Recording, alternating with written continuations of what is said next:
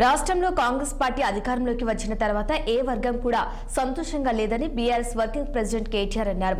రేవంత్ రెడ్డి పాలన పిచ్చోడి చేతుల రాయిలా మారిందని ఆవేదన వ్యక్తం చేశారు. కేవలం ఏడాది పాలనలో ప్రజలలో ఇన్ని తిట్లు తిన్న పాలకులు గతంలో ఎవ్వరూ లేరని చెప్పారు. ఈ నెల 29న నిర్వహించనున్న దీక్షా దివాస్ కార్యక్రమానికి సంబంధించి హైదరాబాద్ జిల్లా సన్నాహక సమావేశాన్ని తెలంగాణ భవన్లో నిర్వహించారు. ఈ సమావేశంలో పాల్గొన్న కేటీఆర్ కాంగ్రెస్ ప్రభుత్వ వైఫల్యాలను ప్రజలకు వివరించారని పార్టీ శ్రేణులకు పిలుపునిచ్చారు. జీహెచ్ఎంసీ పరిధిలో కాంగ్రెస్ కు ఒక్క సీటు కూడా ఇవ్వని నగర ప్రజలకు ధన్యవాదాలు తెలిపారు.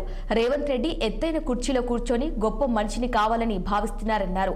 కానీ కేసీఆర్ లా ప్రజలకు మంచి చేసినప్పుడు మాత్రమే వారి గుండెల్లో చెరగని స్థానం సంపాదించుకోగలమని గుర్తించడం లేదన్నారు. మూసీ, హైడ్రా, ఆటో డ్రైవర్లు ఇలా నగర ప్రజలపై పగ పెంచుకొని కాంగ్రెస్ సర్కార్ వారిని వేధిస్తుందని మండిపడ్డారు. ప్రభుత్వం పెడుతున్న బాధలను చెప్పుకునేందుకు ప్రజలు తెలంగాణ భవన్ కు వస్తున్నారని, తెలంగాణ భవన్ జనతా గ్యారేజ్ గా మారిందని కేటీఆర్ అన్నారు. ఇవాళ సరిగ్గా సంవత్సరం తర్వాత పరిస్థితి ఏంది అని వెనకకి తిరిగి చూసుకుంటే నేను కూడా తిరుగుతా ఉన్నా, మీరు చూస్తా ఉన్నారు. నిన్న సరిగ్గా ఈ సమయానికి నేను మహబూబాబాద్ లో ఉన్నా, మొన్న ఇంకెక్కడో ఉన్నా, తిరుగుతా ఉన్నా రాష్ట్రం అంతటా కూడా.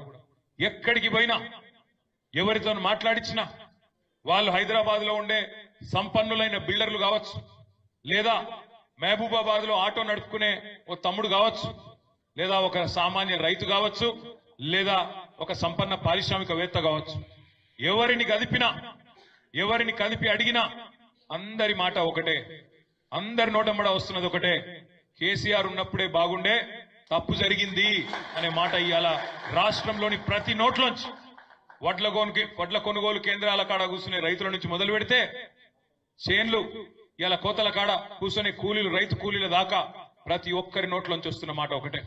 ఇవాళ మన సిరిసిల్ల పట్టణంలో జరుగుతున్న నేతన్నల ఆత్మహత్యల సాక్షిగా, రాష్ట్రంలో గురుకులాల్లో సంభవిస్తున్న పిల్లల మరణాల సాక్షిగా 38 మంది ఇప్పటికి చచ్చిపోయినారు గురుకుల పాఠశాలలో కాంగ్రెస్ ప్రభుత్వం వచ్చినాక. అదే మాదిరిగా రాష్ట్రంలో తిరిగి ప్రారంభమైన రైతన్నల ఆత్మహత్యల సాక్షిగా ఇవాళ ఏ వర్గం, ఒక్క వర్గం కూడా రాష్ట్రంలో సంతోషంగా లేదు. ఇవాళ సరిగ్గా సంవత్సరం తర్వాత పరిస్థితి ఏంది అని వెనకకి తిరిగి చూసుకుంటే నేను